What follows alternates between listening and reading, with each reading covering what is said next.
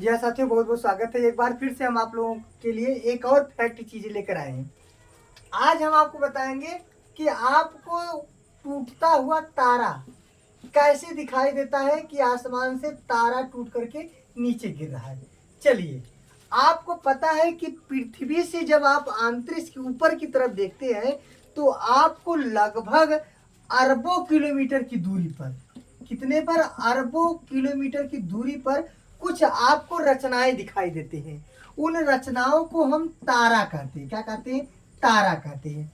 अच्छा, जब ये जो तारा होता है, जब ये तारा कभी अलग होकर के अंतरिक्ष से नीचे आने लगता है, यानी वायुमंडल से जब ये नीचे आने लगता है, अंतरिक्ष से जब ये वायुमंडल में प्रवेश करता है, जब अंतरिक्ष से ये वायुमंडल में प्रवेश करता है तो यहाँ पे जो वायु होती है, जो वायुमंडल में वायु होती है, यहाँ पर घर्षण होगा। इस जो जो पिंड जो वहां से टूट के गिर रहा है, जो तारा गिर रहा है, तो वायु के साथ क्या होगा? घर्षण होगा, यानी वायु के साथ रगड़ खाएगा। तो वहां से क्या होगा? आपको चिंगारी, यानी आपको वो चमकता हुआ दिखाई देगा।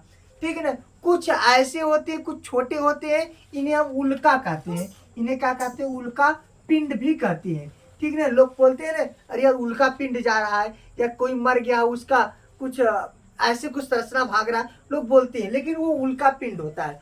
कुछ छोटे होते हैं, वो समाप्त हो जाते हैं, लेकिन कुछ बड़े होते हैं, वो चमकते हुए नीचे आते हैं। तो हमें आपको क्या पता चलता है कि तारा टूटकर गिर रहा है। तो आपको क्या लगता है? ये तारा टूटकर गिर रहा है।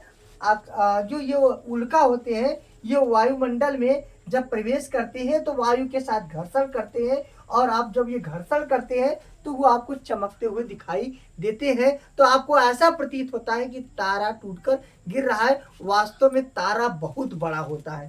तारा में समझ लीजिए, तारा बहुत बड़ा होता है। तो तारा नहीं, वो उल्का पिंड होता है जो आपको चमकते हुए दिखाई देता है। तो आपको ऐसा लगता है कि वो तारा टूटकर गिर रहा है। चलिए ठीक है, ये फैक्ट बातें हैं। तो ऐसे ऐसे फैक्ट बात आपके सामने लाते रहेंगे। बस आप लोग सब्सक्राइब करिएगा। धन्यवाद।